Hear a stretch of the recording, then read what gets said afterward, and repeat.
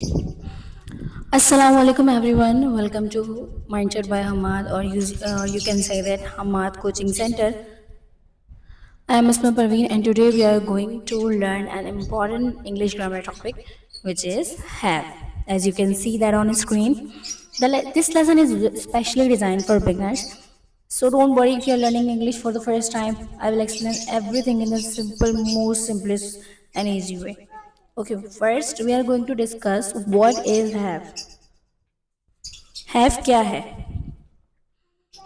The verb has is used to show passion, ownership, or relationship. It tells us that someone owes or has something. ठीक है, ये बताने के लिए कि किसी का पोजेशन क्या होता है, किसी की ओनरशिप क्या होती है, उसकी रिलेशनशिप क्या है, या उसके पास कुछ है।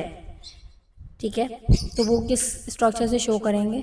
हैव का जो स्ट्रक्चर होता है ना, वो प्रेजेंट में होता है, प्रेजेंट इंडेफिनिट में होता है। दौरे हाजिर का ये हमसे कह सकते हैं सेंटेंस है। उर्दू में अगर हम कहें तो जैसे मेरे पास पेन है, लाइक मेरे पास पेन होगा या मेरे पास था नहीं, मेरे पास पेन है।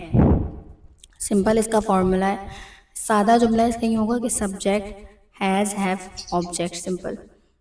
अब जैसे हैव किसके साथ लगेगा? आई, यू, वी, दे।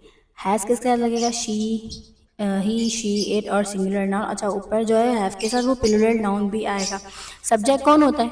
सबको पता है, और मेरे स्टूडेंट्स को तो ऑलरेडी पता ही होगा because they are very smart, कि जो करने वाला होता है। लाइक यहाँ पर अगर हम बात करें पहले ही जुमले की, अगर हम गौर करें पहले जुमले के ऊपर, तो ये लिखा हुआ आई हैव आ पेन। तो कौन मेरे पास क्या है? किसके पास पेन?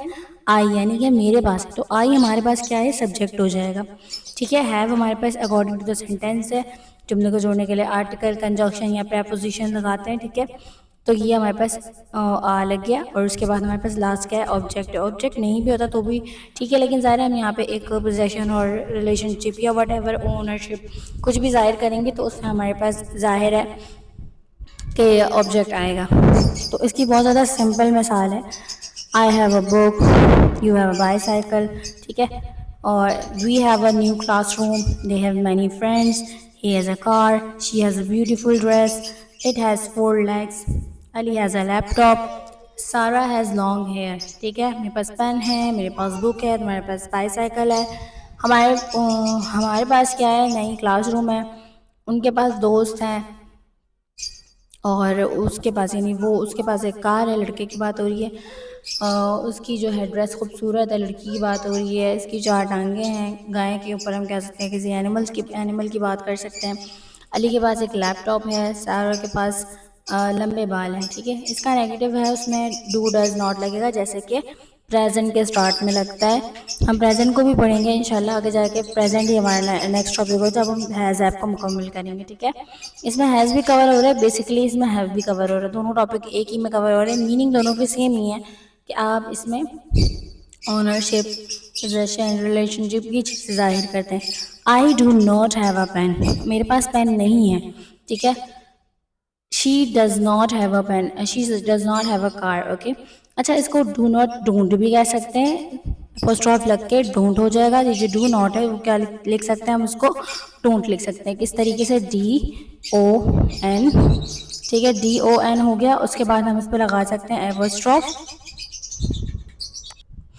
अच्छा, इसके बाद हम इस पर लगा सकते हैं डोंट। इसमें अब एफस्ट्रॉफ लगा दिया, फिर आगे आपने लिख दिया डोंट। ठीक है, इस तरीके से डू नॉट के हम कह सकते हैं कि शॉर्ट फॉर्म क्या हो सकती है?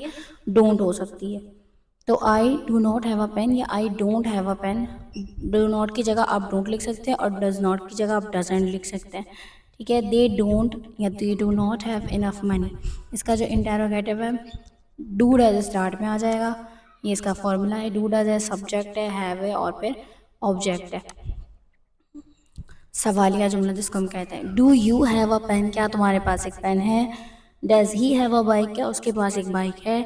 डज दे हैव होमवर्क, जो है क्या उनके पास होमवर्क है? मतलब होमवर्क है इसमें आती है नहीं कि उनके पास मतलब कर लिया, ही उसमें आ जाएगा। WH क्वेश्चन भी हम इसमें लगा सकते हैं, जिसमें व्हाट, वाई, वेयर, इन चीज़ों का डिस्कस होगा। बट मेरा सजेशन ये है कि पहले आप लोग इसके अफर्मेटिव, नेगेटिव और इंटरोगेटिव करें, ताकि आपको WH में मसला नहीं हो। WH को पहले आपको समझना लाजमी है।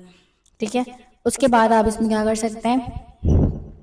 कि उसको अच्छी तरीके से लाइक आप एक पूरा ना एक स्ट्रक्चर रेडी करें। किस तरीके से करेंगे कि अगर आप इसको लिखेंगे, ठीक है, आपका ये सवाल होगा कि व्हाट डू यू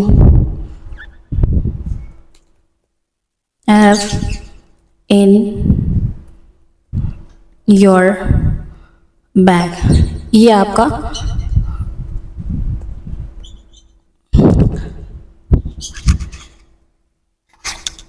आपका जो है वो क्वेश्चन है, ठीक है। What do you have in your bag, ये आपका क्वेश्चन है और आप इस तरीके से आंसर लिखते जाएंगे। Like I have a, for example, lipstick in my bag. मैं पर्स की बात कर रही हूँ बेसिकली, तो ये आप लोगों का होमवर्क होगा। आई हैव अ की chain in my bag. Same इसी वे से आप क्या करते जाएंगे, इसके तकरीबन 80 to 20 सेंटेंस, 18 to 20 सेंटेंस आपने लिखने हैं और मुझे जो है ना बताना है कि हमने ये काम कर लिया है। जो लोग वीडियो देख रहे हैं वो कमेंट पर मुझे 4 से 5 सेंटेंस लिख कर दिखा दें, तो मुझे पता चल जाएगा कि आपको ये स्ट्रक्चर समझ आ गया है।